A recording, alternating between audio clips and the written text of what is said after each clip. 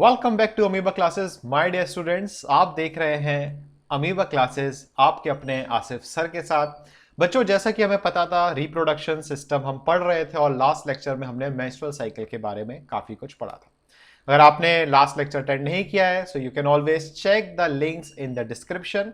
कई सारे chapters already upload हो चुके हैं, जाके इस अमीबा क्लासेस चैनल पर चेक जरूर कर लें। आज जो हम पढ़ने वाले हैं वो हम आगे के स्टेप्स पढ़ेंगे कि अगर फीमेल प्रेग्नेंट होती है तो फिर आगे क्या क्या उसकी बॉडी में चेंजेस होते हैं और बेबी का फॉर्मेशन किस तरीके से होता है। तो आज का लेक्चर भी बहुत ही मजेदार होने वाला है, तो बिल्कुल एंड तक बने रहे अमीबा क्लासेस चैनल पर। इस वीडियो को पूरा देखते रहे और अमीबा क्लासेस को सब्सक्राइब करना ना भूलें। सब्सक्राइब करके ही जाएं, शेयर करें अपने दोस्तों के साथ, इस वीडियो को लाइक भी जरूर करें। बिना टाइम वेस्ट किए चलिए शुरू करते हैं। क्या हुआ, कोई अननोन पर्सन आ गया क्या? गैंगस्टर भाई?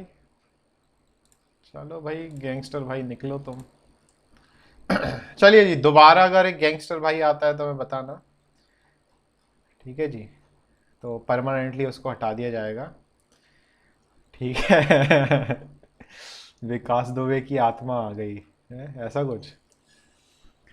चलो, तो हटा दिया बच्चे हमने उस गैंगस्टर भाई को, बट वो दोबारा से रीजॉइन कर पाएगा क्योंकि वो ऑटो पे लगा हुआ है, ताकि दूसरे स्टूडेंट्स भी ज्वाइन कर पाए। क्योंकि अगर हम ऑफ कर देंगे तो फिर जो नॉर्मल स्टूडेंट्स हैं जैसे दिव्यांश सिंह इतनी लेट आ रहा है बेचारा, फिर वो ज्वाइन नहीं कर पाएगा।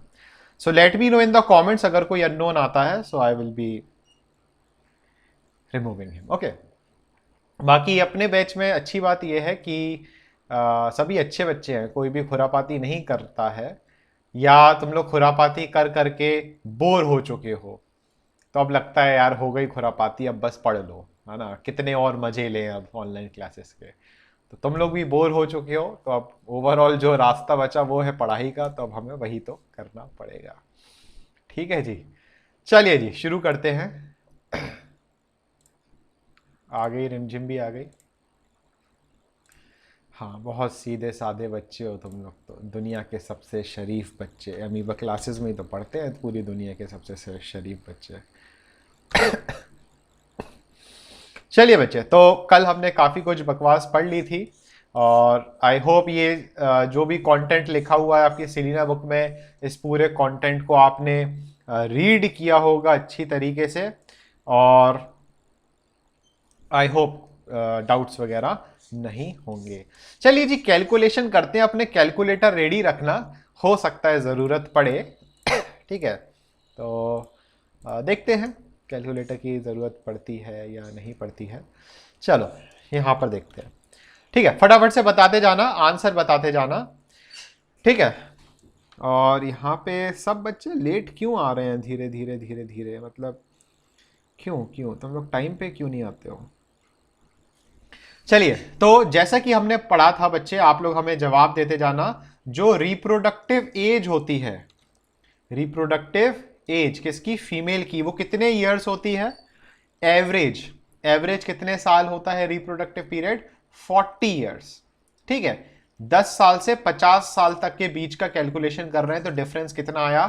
40 ईयर्स। ठीक है, लेट्स टेक 28 डेज। ये सिलेबस में नहीं है, but just for the entertainment and general knowledge we can understand these things. Okay, so तो 28 दिन को अप्रोक्सीमेटली हम क्या ले लेते हैं? 1 मंथ मान लेते हैं। ठीक है, 28 दिन को हमने अप्रोक्सीमेटली कितना मान लिया? 1 मंथ मान लिया। अब अगर एक बेबी प्रोड्यूस करना है, अगर फीमेल को एक बेबी प्रोड्यूस करना है तो कितने टोटल मंथ चाहिए? कितने टोटल मंथ चाहिए? 9 मंथ। ठीक है, बट क्या 9 मंथ के बाद मेंस्ट्रुअल साइकिल शुरू हो जाती है क्या? 9 महीने बाद क्या मेंस्ट्रुअल साइकिल शुरू हो जाती है? नहीं। और जब तक मेंस्ट्रुअल साइकिल शुरू नहीं होगी फीमेल की बॉडी रेडी नहीं है प्रेगनेंसी के लिए, ये भी समझ रहे हो आप? तो कितने और महीने मेंस्ट्रुअल साइकिल रुकी रहती है? 6 मंथ्स। शाबाश। तो टोटल अगर एक बेबी के फॉर्मेशन के लिए अगर हम ओवरऑल बात करें तो 9 + 6 कितने मंथ हो गए? 15 मंथ। मतलब एक बच्चा पैदा करने के लिए फीमेल को पूरे 15 महीने लगते हैं, ठीक है। और फिर 16वें महीने से फिर से सेक्सुअल रिप्रोडक्शन हो सकता है और फिर से अगले 15 महीने की क्या चलेगी, प्रेगनेंसी चलेगी। तो हम एवरेज ले लेते हैं कि 1 baby is equals to how many months, 15 months, ठीक है। अब फटाफट से 40 इयर्स को जैसे ही आप 12 से मल्टीप्लाई करोगे तो हमारे पास क्या आ जाएंगे, मंथ्स आ जाएंगे। कितने मंथ्स हो गए, 12 फोर जा 48। तो टोटल मंथ्स पूरी जो फीमेल होती है उस फीमेल की रिप्रोडक्टिव एज में टोटल मंथ्स कितने होते हैं बेटा, 480 मंथ, ठीक है। अब 480 मंथ होते हैं और एक बेबी प्रोड्यूस करने के लिए कितने महीने लगते हैं, 15। तो अगर हम 480 को 15 से डिवाइड कर देंगे तो हमारे पास कितना आंसर आया, 32। मतलब कि 40 साल में जो एक फीमेल है वो कितने बेबीज प्रोड्यूस कर सकती है, 32 बेबीज प्रोड्यूस कर सकती है। बट बच्चे वो फीमेल है, इंसान है, कोई रोबोट तो है नहीं, ठीक है। तो ऐसा तो है नहीं कि बैक टू बैक 40 साल तक कोई फीमेल बैक टू बैक बच्चे पैदा करे ही जा रही है, करे जा रही है, करे जा रही है ना। That is not practically possible. क्यों, क्योंकि जो बॉडी होती है वो इस तरीके से नहीं बनी होती है कि बैक टू बैक बच्चे पैदा पे करे जा रहे, वो भी 32 बच्चे, है ना। जिंदगी में और भी काम होते हैं फीमेल को, तो सिर्फ बच्चे पैदा करना ही नहीं। तो अगर हम एक जनरल नॉलेज के बेसिस पे अगर हम एक सिंपल सी बात करें कि भाई maximum number of babies a female can produce, तो कितने बेबीज वो प्रोड्यूस कर सकती है, 32। और अगर अप्रोक्सीमेटली अगर हम बात करें बेटा तो कितने हो गए, 30 बेबीज, ठीक है। अप्रोक्सीमेट वैल्यू की अगर हम बात करें तो कितने हो गए, 30 बेबीज। बट पहले के जमाने में अगर हम बात करें, हो सकता है आपके मेटरनल ग्रैंड पेरेंट्स या सिंपल ग्रैंड पेरेंट्स, उनके जो मतलब आपके दादाजी या आपके नाना जी के बच्चों की बात करें या उनके पिछली जनरेशन की बात करें तो उनके बच्चे 10 से 15 बच्चे होते थे। समझ रहे हो, अगर आपको ये आइडिया हो और रिलेट कर पा रहे हो, तो 10 से 15 उनकी संतानें होती थी, बच्चे होते थे, ठीक है। तो पहले क्यों ऐसा होता था कि भाई दूसरी रिक्रिएशनल एक्टिविटी कोई होती नहीं थी, ना पहले टीवी था, ना इंटरनेट था, ना पबजी था, ना व्हाट्सएप था, ना यूट्यूब था, मोबाइल ही नहीं था, टीवी भी नहीं थी, ठीक है ना। थका आ रहा हस्बैंड जो है मेहनत करके आ रहा है, चाहे वो लेबर का काम कर रहा है या कोई बिजनेसमैन है, थका आ रहा घर पे आ रहा है, अब उसे क्या चाहिए, कुछ रिक्रिएशन। अब घर पे ना भाई साहब टीवी है, ना मोबाइल है, कुछ भी नहीं है, तो एक काम बचता है, दैट इज सेक्सुअल इंटरकोर्स। और उस टाइम इतनी नॉलेज भी नहीं होती है, जो प्रोटेक्टिव मेजर्स होते हैं, जैसे अगर हम कॉन्डम्स की बात करें या हम कॉन्ट्रासेप्टिक पिल्स की बात करें, ऐसे कोई मेजर्स उनको पता ही नहीं थे, या हम बोले उनको नॉलेज ही नहीं थी कि इस मेजर्स को यूज करके पॉपुलेशन कम की जाती है। तो एक ही ऑप्शन बचता है, क्या ऑप्शन, कि भाई sexual intercourse back to back होता रहता और बच्चे पे बच्चे पैदा होते रहते हैं, ठीक है। तो ये बस इतना सा आपको थोड़ा सा ध्यान रखना है, ठीक है। So this was just for general knowledge की अगर एक नॉर्मल फीमेल की बात करें तो इस तरीके से वो अप्रोक्सीमेटली 30 बेबीज कर सकती है। बट फिर भी पहले के ज़माने में 10 से 15 होते थे, बट आज के टाइम में अगर हम बात करें तो लेस देन 3, मतलब 1, 2 या 3 से ज़्यादा नहीं होते हैं। बट जैसे कि गवर्नमेंट बोलती है कि भाई हम दो हमारे दो, या 2 बच्चे सबसे अच्छे, इस तरीके के स्लोगन्स चलते हैं इंडिया में, ताकि पॉपुलेशन क्या रहे, कंट्रोल में रहे।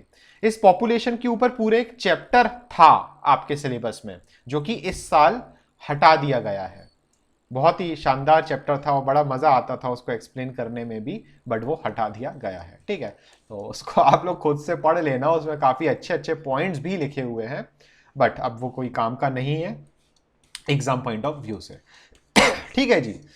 इसके बाद फिर यहाँ पर ये सब आपको हम पढ़ा चुके हैं, पढ़ना आपका काम है। फर्टिलाइजेशन, न्यूक्लियस, एक्रोजोम, ये बाद में होगा, ठीक है। आगे बढ़ते हैं, अगले पेज पर आते हैं।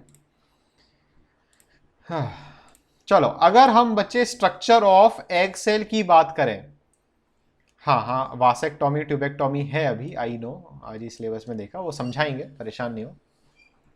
यहाँ पे बच्चे अगर हम उसकी स्ट्रक्चर ऑफ एग सेल की बात करें तो यहाँ पर ध्यान से अगर आप देखोगे इस एग सेल में, तो जो आउटर लेयर होती है that is called as corona radiata. याद रखना, इस आउटर लेयर को हम क्या बोलते हैं?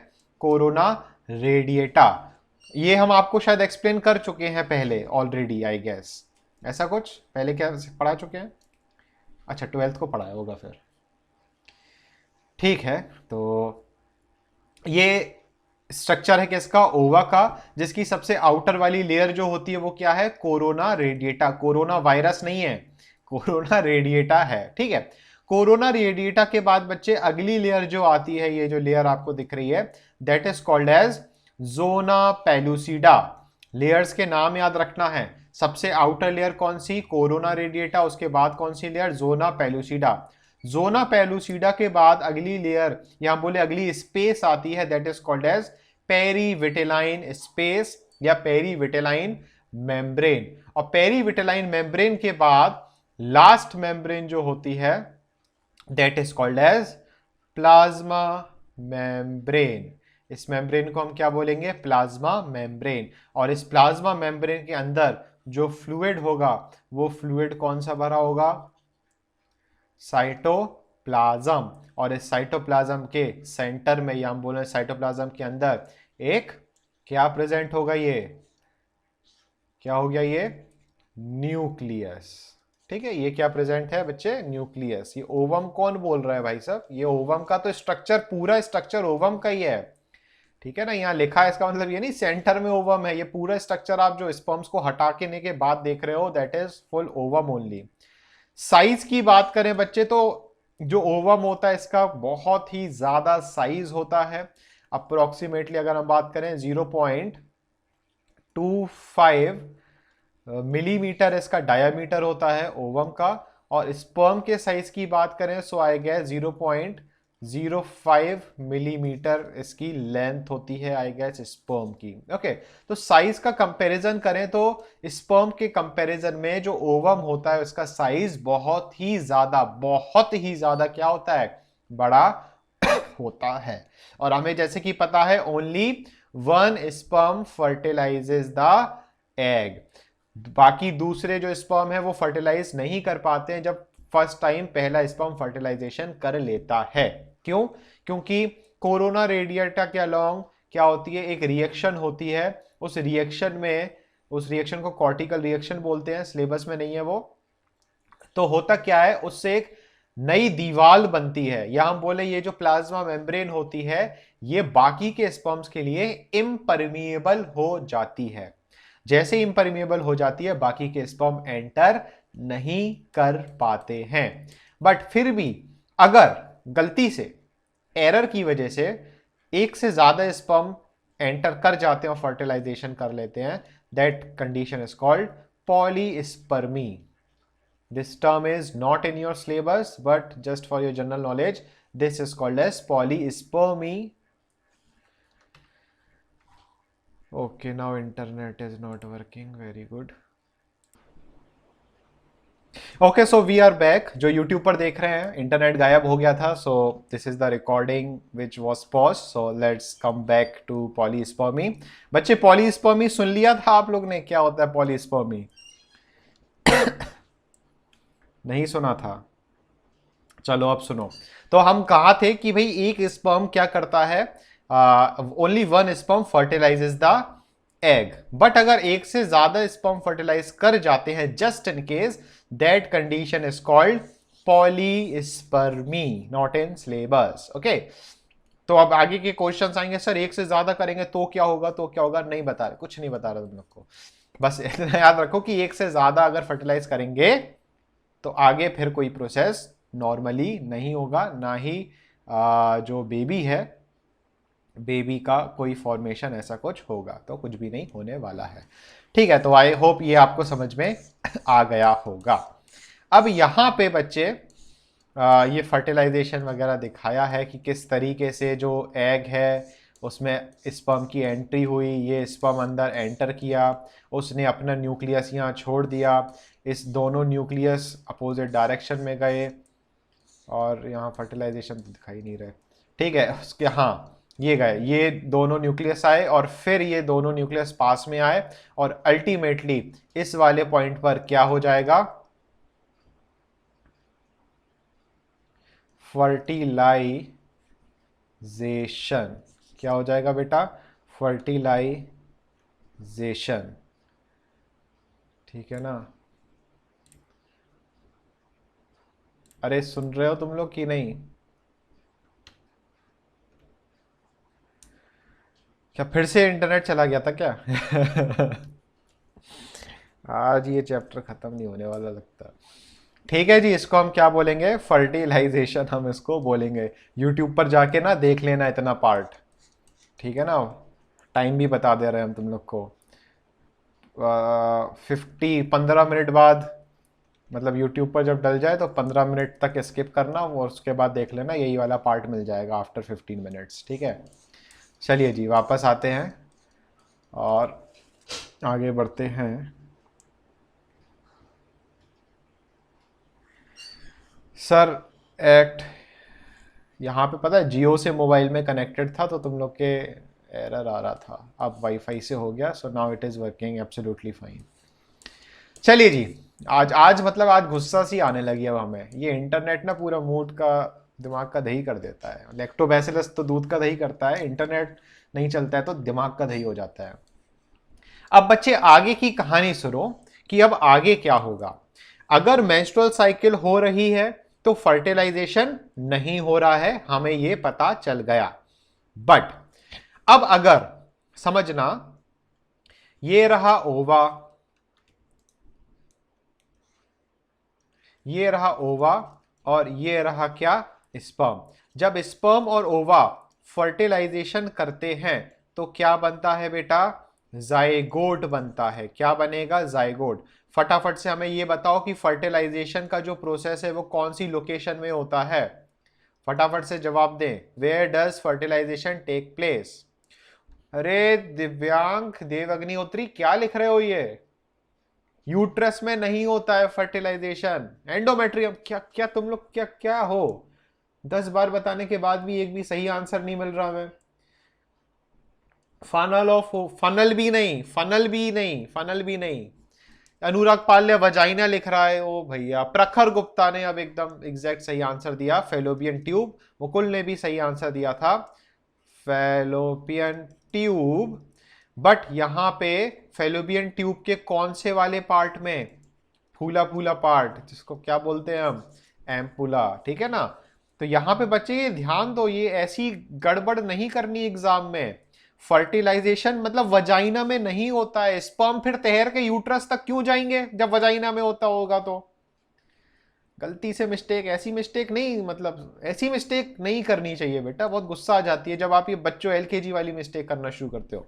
बट एनी हाउ यहाँ पे हमें ये पता चला कि तुम लोग के दिमाग में कुछ ना घुस रहा है। तो दिमाग में डालो कि जब स्पर्म बच्चे एंट्री करता है तो वजाइना में जाता है, वजाइना से यूट्रस में जाता है, यूट्रस से फेलोपियन ट्यूब में जाता है, वहां पर एम्पुला वाला पार्ट जो होता है फेलोपियन ट्यूब का, वहां पर कौन इंतजार कर रहा होता है, वहां इंतजार हो रहा होता है किसका, वहां इंतजार चल रहा होता है ओवा का, है ना। स्पर्म का इंतजार चल रहा होता है, और स्पर्म का इंतजार करने के बाद स्पर्म और ओवा क्या कर जाते हैं, मीट कर जाते हैं, और क्या होता है, फर्टिलाइजेशन। इस डायग्राम को अच्छी तरह देखो, देखिए जी, यहां पे ये रहा एग सेल, एग सेल टुकुर टुकुर टुकुर टुकुर आगे बढ़ा, और ये एग सेल फेलोपियन ट्यूब के किस रीजन में आ चुका है, ये आ चुका है ampulla part of the fallopian tube. Ampulla bracket में लिखना चाहो तो लिख देना, अगर एग्जाम में आता है where does fertilisation takes place, तो आपका जो आंसर है वो फेलोपियन ट्यूब जाएगा। ब्रैकेट में चाहो तो एम्पुला लिख देना, ठीक है। अब यहां पे देखो स्पर्म्स आ चुके हैं, स्पर्म्स, स्पर्म्स का पूरा पैसेज आप बताओ, कोई है जो माइक ओपन करके स्पर्म्स का पूरा पैसेज बताएगा कि कहां से स्पर्म शुरू होता है और फेलोपियन ट्यूब तक कौन कौन से जगहों को क्रॉस करके आगे पहुंचता है? फटाफट से माइक ओपन करके कोई बताओ, कौन है तैयार? हाँ जी मुकुल साहब बताइए। यस। रुक जाओ रुक जाओ, रुको रुको, रुको जरा। सेमिनिफरस ट्यूब्यूल्स और एपिडिडाइमस के बीच का पाथवे कहां गायब कर दिया तुमने? नहीं पता तो सुनो, सुनो ध्यान से, सब लोग सुनो। हाँ बिल्कुल, सेमिनिफरस ट्यूब्यूल्स के बाद जाएगा रेटिटेस्टीज, रेटिटेस्टीज के बाद जाएगा वासा इफरेंशिया या वास इफरेंस, वास इफरेंस के बाद जाएगा एपिडिडाइमस। एपिडिडाइमस के तीन पार्ट होते हैं Mukul, caput, corpus, cauda, head, body और टेल। और उसके बाद बताओ फिर एपिडिडाइमस के बाद क्या होगा?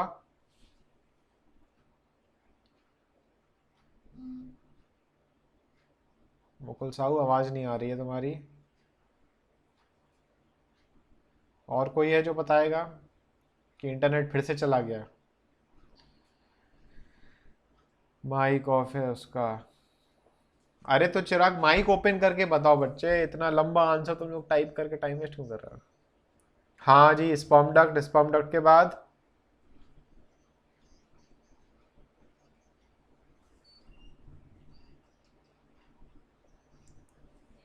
स्पर्म्स, अरे नहीं स्पर्म्स ग्लैंड्स में थोड़ी जाते हैं, हम स्पर्म्स का पाथवे देख रहे हैं। सुनो अब सब लोग आंसर जरा हमसे, माइक ऑफ कर दो तुम लोग ने आज गुस्सा दिला दिया हमें। स्पर्म्स जो प्रोड्यूस होते हैं वो स्पर्म सेमिनिफरस ट्यूब्यूल्स में बने, वहां से बनने के बाद वो रेटिटेस्टिस में पहुंचे, रेटिटेस्टिस से वास इफरेंस, वास इफरेंस से एपिडिडाइमस। ये जो शब्द हम बोल रहे हैं, अगर आप डायग्राम को इमेजिन नहीं कर पा रहे हो तो फेंक दो अपनी बायो की बुक को और सो जाओ जाके। अगर इमेजिन नहीं कर पा रहे हो ये पार्ट्स जो हम आपको बोल रहे हैं, ये भी समझ लो। अगर सिर्फ वर्ड्स को सुन रहे हो तुम लोग और डायग्राम इमेजिन नहीं कर पा रहे हो तो एक कुछ भी नहीं है, कुछ नहीं आता तुम लोग को, सब बेकार है। फिर एपिडिडाइमस के बाद जाएगा वास डिफरेंस में, जिसको स्पर्म डक्ट बोलते हैं। स्पर्म डक्ट के बाद स्पर्म जाएंगे कहां? यूरेथ्रा में। यूरेथ्रा में वो स्पर्म अब सेमिनिफरस ट्यूब्यूल्स, प्रोस्टेट और काउपर्स ग्लैंड के सिक्रीशन की वजह से अब वो बन चुके होंगे सीमेन।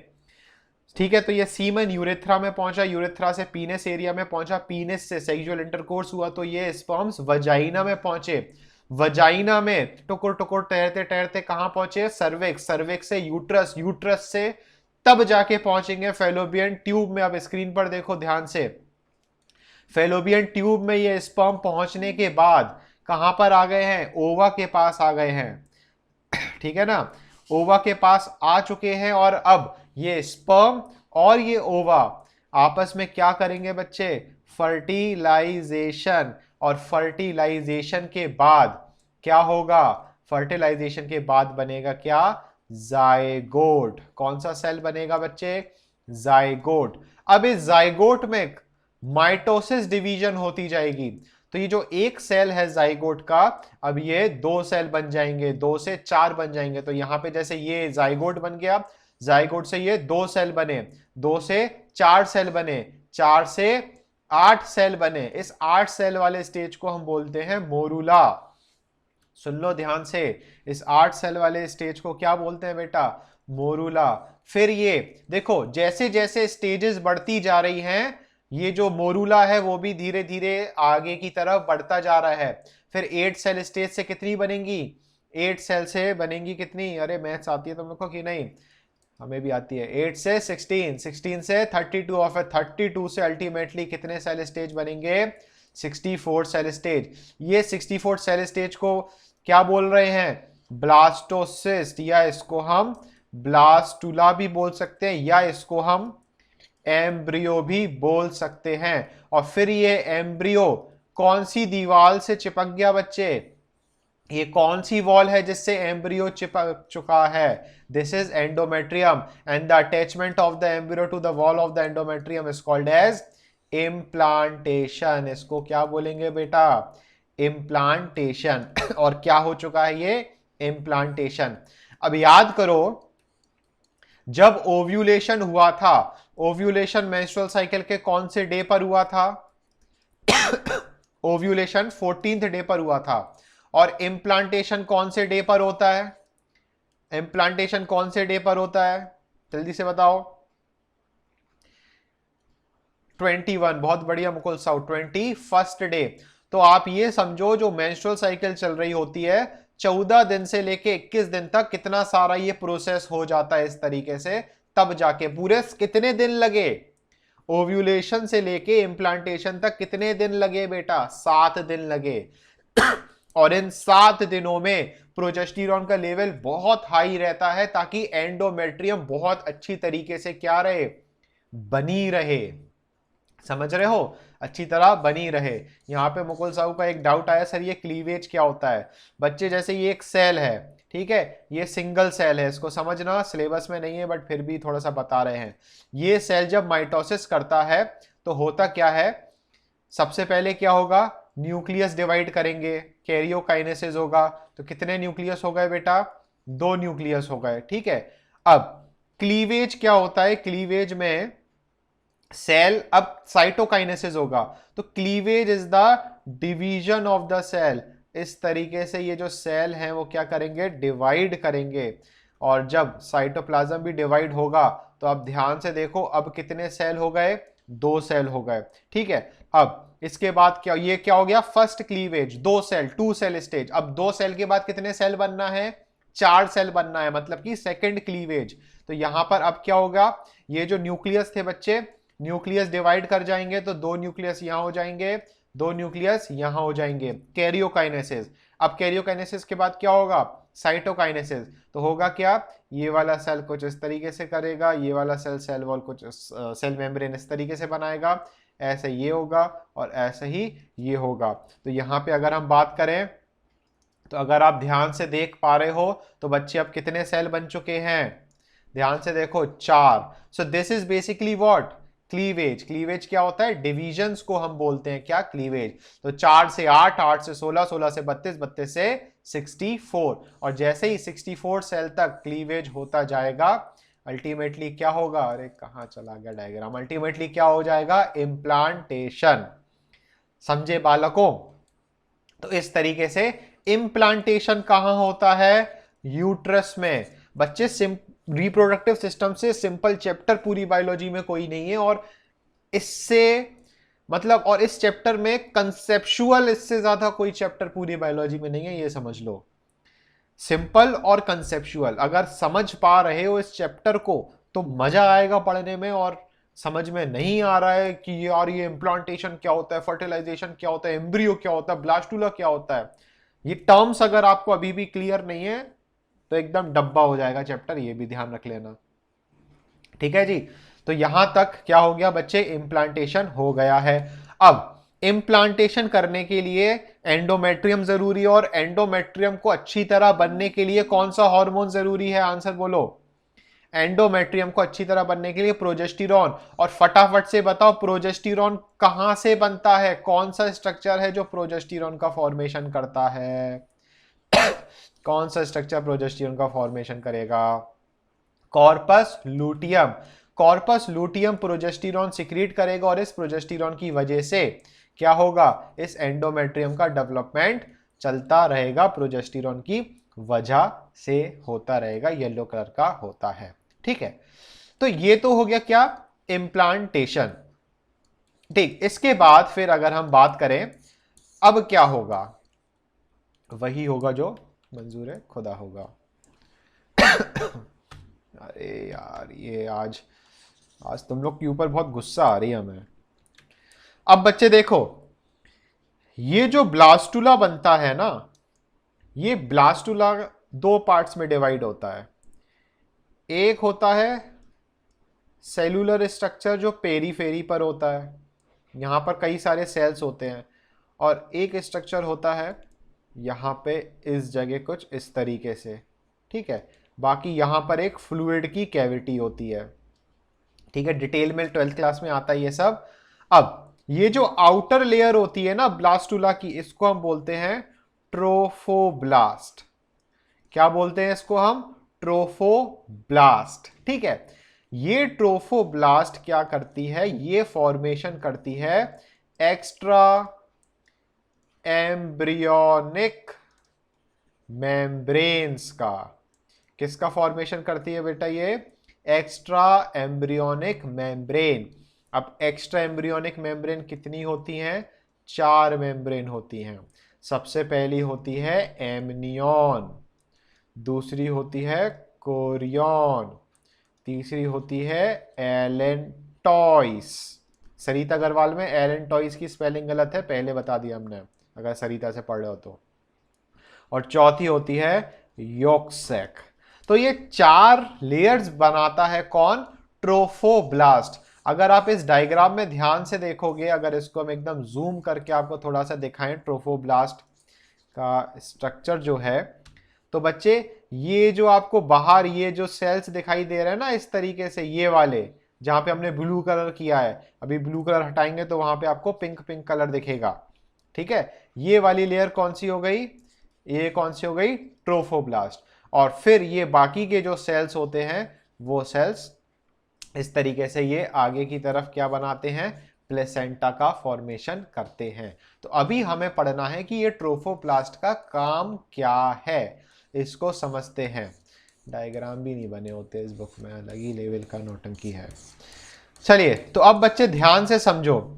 एमनियन की बात करें, जैसे जैसे ये रही एंडोमेट्रियम, ठीक है, ये रहा कौन?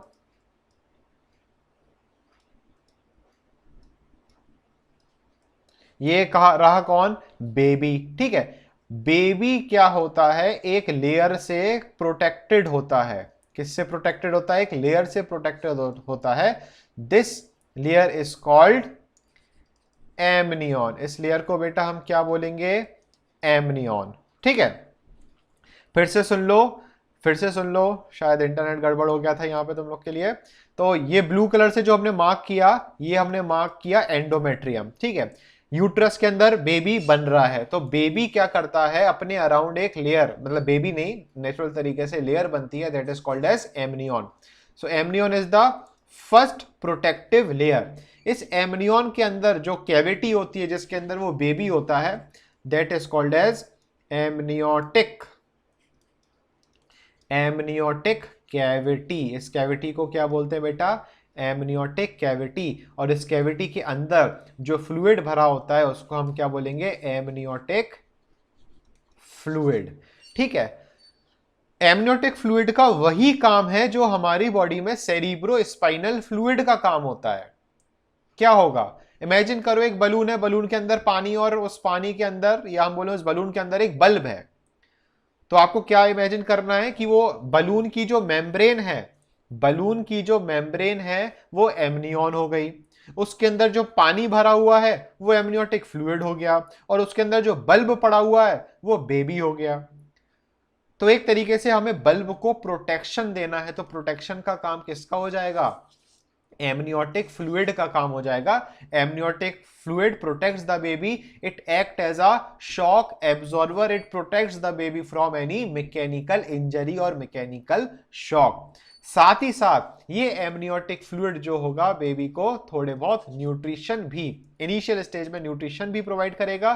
साथ ही साथ इस एमनियोटिक फ्लूइड में बच्चे बेबी के कुछ सेल्स भी होंगे। सेल्स होंगे तो उन सेल्स से हमें क्या मिल जाएगा? डीएनए भी मिल जाएगा, और उसके डीएनए से हम पता लगा सकते हैं कि वो लड़का है या लड़की। And this process of identifying the sex of the child before it birth is called as amniocentesis. इस प्रोसेस को क्या बोलते हैं बच्चे?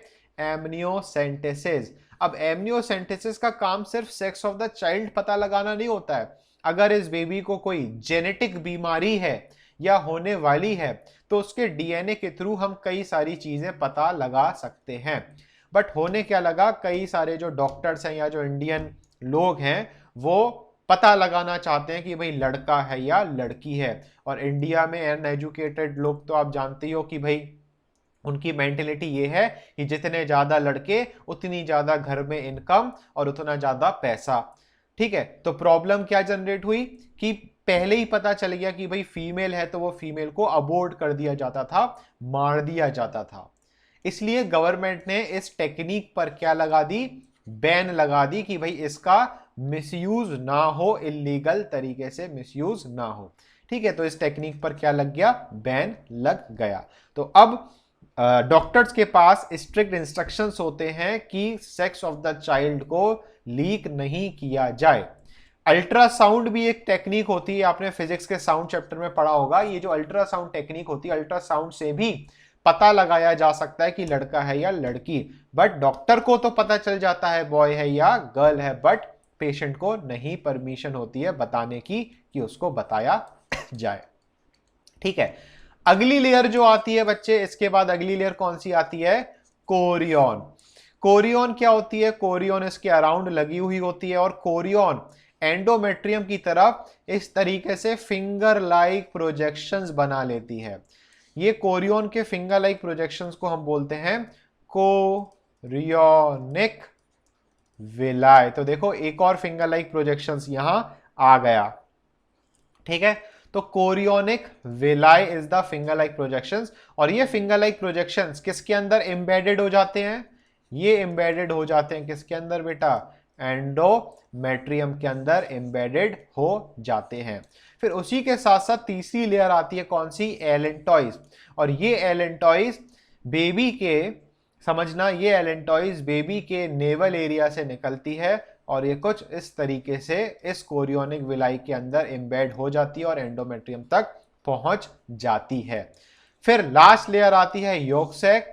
योक सैक जो लेयर होती है, इसमें होते हैं stem cells, and these stem cells are capable of producing blood. अब यहां ध्यान से सुनना बेटा, बेबी अपना ब्लड खुद बनाता है, बेबी मदर से ब्लड को नहीं लेता है। क्या बोला हमने? बेबी अपना ब्लड खुद बनाता है, वो अपनी मदर से ब्लड नहीं लेता है।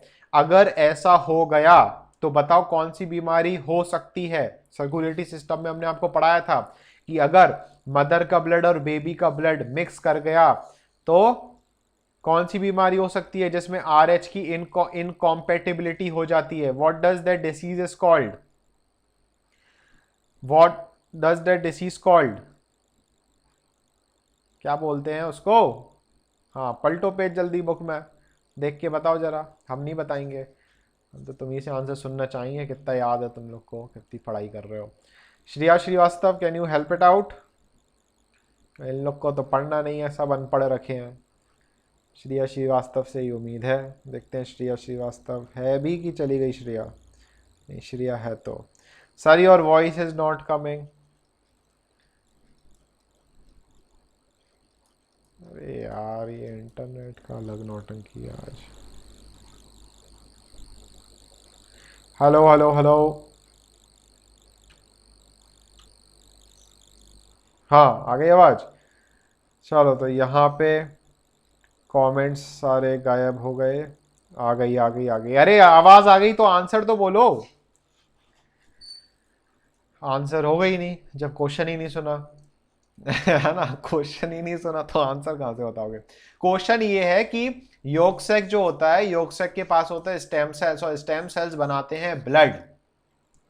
तो अगर हमने क्या बोला कि मदर की जो ब्लड होता है वो बेबी के ब्लड में मिक्स नहीं होता है, ना ही बेबी का ब्लड मदर के ब्लड में मिक्स होता है, मतलब कि बेबी अपना ब्लड खुद बनाता है।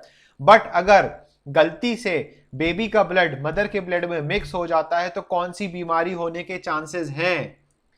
कौन सी बीमारी होने के चांसेस होते हैं? सर्कुलेटरी सिस्टम में आपको पढ़ाया था ये वाला पार्ट हमने। श्रेया श्रीवास्तव, अब अगर आप सुन रहे हो तो आंसर दे सकते हो क्या? इन जानवरों को तो पता नहीं है। चलो भाई, श्रेया श्रीवास्तव ने सही जवाब दिया, इरिथ्रोब्लास्टोसिस फिटेलिस। इरिथ्रोब्लास्टोसिस फिटेलिस या हीमोलाइटिक डिसीज ऑफ न्यूबॉर्न। पढ़ना जरा सर्कुलेटरी दोबारा से, तुम लोग को तो कुछ आता वाता है नहीं। बहुत बढ़िया Srivastava, so proud of you, very good. तो यहां पे बच्चे हम बात करें तो बेबी जो है अपना ब्लड खुद बनाता है, समझ रहे हो? बेबी अपना ब्लड खुद बनाता है, अपनी मदर से वो ब्लड नहीं लेता है। तो हमारा अगला क्वेश्चन ये है, तो ब्लड ग्रुप कैसे डिसाइड होता है कि बेबी का ब्लड ग्रुप क्या होगा? How does the blood group of a baby is decided? Gene के थ्रू, जेनेटिक्स के थ्रू डिसाइड होगा। याद करो, हमने ब्लड इनहेरिटेंस पढ़ा था, IA, IB, आई, इस तरीके से हमने जेनेटिक्स में बच्चे पढ़ा था कि फादर हो गए, मदर होगा, उसका ब्लड कैसा होगा, तो फिर हमने 4 ऑफस्प्रिंग बनाई थी पनेट स्क्वायर का यूज करके। सुन रहे हो कि नहीं? तो इस तरीके से बेबी का क्या होगा, ब्लड ग्रुप डिसाइड होगा। तो आई होप यहां पर आपको एक चीज क्लियर हो जाना चाहिए कि मदर और बेबी का ब्लड मिक्स नहीं होता है, और जो मदर का जो जेनेटिक है वो डिसाइड करता है कि बेबी का ब्लड ग्रुप क्या होगा। ठीक है, अब होता क्या है बच्चे, ध्यान से सुनना। ये जो कोरियोनिक विलाई होते हैं, ये कोरियोनिक विलाई एंडोमेट्रियम में क्या हो जाते हैं, इम्बेड हो जाते हैं। और इम्बेड होने की वजह से होता क्या है, इस एंडोमेट्रियम में इस तरीके से एक डिस्क लाइक स्ट्रक्चर बन जाता है। This disc like structure is called what, this is called as placenta. और उसी प्लेसेंटा से एक कॉर्ड निकली हुई होती है जो उस बेबी के नेवल वाला जो पार्ट होता है, उस बेबी के नेवल वाले पार्ट को क्या करती है, ये कॉर्ड कनेक्ट करती है। And this cord is called as umbilical cord. और ये पीछे वाला जो रीजन है प्लेसेंटा के, this region is called as endometrium. मतलब कि अगर हम बेबी और एंडोमेट्रियम के बीच के कनेक्शंस की बात करें, तो बेबी से कनेक्टेड है कौन सी कॉर्ड, अम्बिलिकल कॉर्ड। ठीक है, ये बेबी से अम्बिलिकल कॉर्ड कनेक्टेड है, और ये अम्बिलिकल कॉर्ड प्लेसेंटा से कनेक्टेड है। और ये प्लेसेंटा किसमें एम्बेडेड है, किसमें धसा हुआ है, ये प्लेसेंटा धसा हुआ है किसके अंदर, एंडोमेट्रियम के अंदर धसा हुआ होता है। अब प्लेसेंटा का काम क्या है, प्लेसेंटा के फंक्शन की अगर हम बात करें तो समझना ध्यान से बच्चे। जब बेबी का डेवलपमेंट हो रहा होता है तो क्या उसके लंग्स फंक्शनल होते हैं, बेबी के मदर के अंदर बेबी जो होता है क्या उसके लंग्स काम कर रहे होते हैं, नहीं। मतलब कि उसको लंग्स काम नहीं कर रहे हैं, बट उसको क्या चाहिए, ऑक्सीजन चाहिए। उसको अपनी बॉडी से क्या बाहर निकालना है, कार्बन डाइऑक्साइड बाहर निकालना है। उस बेबी को जिंदा रहने के लिए क्या चाहिए, उस बेबी को एंटीबॉडीज चाहिए, उस बेबी को वाइटामिन चाहिए, उस बेबी को मिनरल्स चाहिए, उस बेबी को एंजाइम्स चाहिए, उस बेबी को थोड़े बहुत हार्मोन्स भी चाहिए, उस बेबी को वायरस तो नहीं चाहिए, बट गलती से वो HIV का वायरस भी जा सकता है। मतलब कि इतनी सारी चीजें किसको चाहिए, बेबी को चाहिए, वायरस को हटा देते हैं। तो इतनी सारी चीजों का जो एक्सचेंज होता है वो किसके थ्रू होता है बच्चे, प्लेसेंटा के थ्रू होता है। ऑक्सीजन जो होती है वो, अब समझना, ये बीच में दीवार बनाई हमने, अरे बन जाना दीवार, क्या दिक्कत है, अरे यार आज गुस्सा आ रही है बहुत।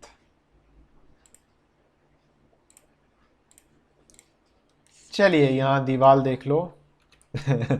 ये बीच में हमने दीवार बनाई, ठीक है। यहां पर है, यहां पर है, अरे भाई आज मन कर रहा है पूरा लैपटॉप पूरा सेटअप फेंक दो डिब्बे में, क्यों हो रहा है आज ये, आज आज आज आज तुम लोग का लेक्चर बड़ा, आज आज ऊपर वाला भी साथ नहीं दे रहा तुम लोग के लेक्चर में, हैंग ही हो गया। एक तो इतने सारे बैकग्राउंड में प्रोसेस चलते हैं, तुम लोग को रिकॉर्डिंग भी चाहिए, तुम लोग को पढ़ने भी है। बता दो कोई ऐसा टीचर जो लाइव पढ़ाते पढ़ाते तुम लोग को रिकॉर्डिंग भी प्रोवाइड करा रहा हो। ठीक है, बड़े बड़े इंस्टीट्यूट की बात नहीं कर रहे हम। नहीं तो तुम लोग शुरू हो जाओ, हाँ सर ऐसा होता है, ऐसा होता है ना। और वो भी सबको अवेलेबल करा रहा हो, सिर्फ गिने चुने पर्सनल ऐप के अंदर नहीं, ठीक है ना। चलो तो इस चीज को झेलो थोड़ा सा, क्या कर सकते हैं बच्चे। तो इस तरफ है मदर का क्या, ब्लड, और इस मदर के ब्लड के अंदर बेबी के ये फिंगर लाइक प्रोजेक्शंस आ चुके हैं। इन फिंगर लाइक प्रोजेक्शंस को क्या बोलेंगे हम, ये बेबी के फिंगर लाइक प्रोजेक्शंस को क्या बोलेंगे, कोरियोनिक विलाई। ठीक है, और इसी कोरियोनिक विलाई के अंदर इस तरीके से यहां जो कॉर्ड आती है, अम्बिलिकल कॉर्ड, और ये पूरा प्लेसेंटा का पार्ट हो गया। अब जो ऑक्सीजन इधर है किसमें है, ब्लड में, तो ब्लड से इस ऑक्सीजन को कहां जाना है, प्लेसेंटा में जाना है। इस ब्लड से ऑक्सीजन को कहां जाना है? प्लेसेंटा में जाना है। और जो बेबी जितनी कार्बन डाइऑक्साइड बनाएगा उस कार्बन डाइऑक्साइड को प्लेसेंटा से डिफ्यूज होके कहां जाना है? मदर के ब्लड में जाना है। तो यहां पर बच्चे कार्बन डाइऑक्साइड और ऑक्सीजन का क्या हो रहा है? Exchange. An exchange of gases is what? कौन से प्रोसेस से ये एक्सचेंज ऑफ गैसेज होगा बच्चे? This will be called as, this process is called as simple diffusion. याद करो, कई जमाने पहले आपको हमने पढ़ाया था simple diffusion. The movement of gas particles from the region of higher concentration to the region of lower concentration. हमने उस टाइम आपको लंग्स का एग्जांपल दिया था कि जब हम लंग्स होते हैं, लंग्स में ऑक्सीजन कार्बन डाइऑक्साइड का एक्सचेंज चलता है। तो सेकंड एग्जांपल आपको यहां पर मिल गया कि ऑक्सीजन कार्बन डाइऑक्साइड का एक्सचेंज जो मदर और बेबी के बीच में चलता है वो भी किस प्रोसेस से? सिंपल डिफ्यूजन से। ध्यान से सुनना, ब्लड से जितनी भी चीजें जाती हैं वो सब सिंपल डिफ्यूजन के थ्रू कहां जा रही हैं? बेबी के पास जा रही हैं। बट जो ब्लड होता है, ब्लड कभी भी मदर से बेबी में नहीं जाता है।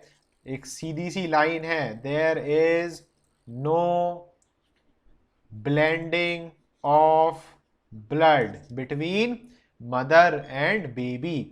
हाँ, अब यहां पे अगर हम बोलें कि मदर की बॉडी में या उसके ब्लड में HIV का वायरस है, तो दुख भरी कहानी यह है कि HIV का वायरस भी बच्चे बड़ी आसानी से क्रॉस कर जाता है। तो अगर मदर के ब्लड में वायरस होगा तो गारंटीड चांसेस हो सकते हैं कि वो बेबी के अंदर भी चला जाए और बेबी भी पैदा होने के बाद HIV पॉजिटिव निकले। तो ये प्रॉब्लम होती है, बट साथ ही साथ दुनिया भर की चीजें होती हैं। ठीक है, और यहां से जो पूरा तामझाम है वो कहां पहुंच जाएगा? बेबी के पास पहुंच जाएगा। अब एक बहुत ही इंपॉर्टेंट चीज सुनो जो आपको हम बताने वाले हैं और सुनने वालों की रूह भी कांप जानी है। फटाफट से हमें बताओ, क्वेश्चन हमें बनाने दो कि name the blood vessel, name the veins, name the vein which carry oxygenated blood. I want two answers. Name the vein which carry oxygenated blood. कौन कौन सी? Pulmonary Wien. और दूसरा आंसर क्या है इसका? दूसरा आंसर बोलो श्रेया श्रीवास्तव। पहला तो पल्मोनरी वीन है, पूरी दुनिया जानती है। दूसरी वीन जो होती है वो होती है अम्बिलिकल वीन। अम्बिलिकल वीन और अम्बिलिकल आर्टरी कहां मिलेगा? ये अम्बिलिकल कॉर्ड के अंदर। तो अब देखो, हमने लंग्स का क्राइटेरिया तो समझ लिया था कि किस तरीके से पल्मोनरी वीन और पल्मोनरी आर्टरी एक्सेप्शन बनते हैं। अब यहां पर हमारे पास दूसरा एक्सेप्शन क्या है? अम्बिलिकल आर्टरी और अम्बिलिकल वीन। कैसे? समझो, ये रहा दिल। ये किसका दिल है? ये है बेबी का दिल। किसका दिल है? बेबी का दिल। बीच में ये दीवार है, ठीक है। यहां से हमने दो पाइपलाइन निकाली, एक पाइपलाइन ये रही, एक पाइपलाइन ये रही, ठीक है। और यहां पे क्या है? मदर का ब्लड है, ठीक है।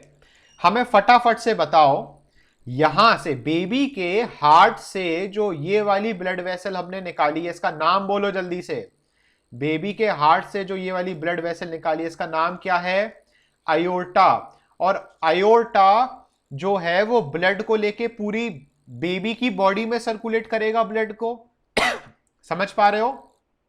ठीक है, मतलब कि अगर इस ब्लड की एंट्री होनी है और यहां पे ब्लड आना है, तो यहां पर कौन सा ब्लड आना चाहिए? ऑक्सीजनेटेड। यहां भी कौन सा? ऑक्सीजनेटेड। तब जाके आयोर्टा में कौन सा ब्लड आएगा? ऑक्सीजनेटेड ब्लड आएगा। और ये ऑक्सीजनेटेड ब्लड बेबी की पूरी बॉडी में जाएगा। इस चीज को एग्री करते हो तुम लोग कि नहीं करते हो? कि हाँ सर, लॉजिक बिल्कुल सही है।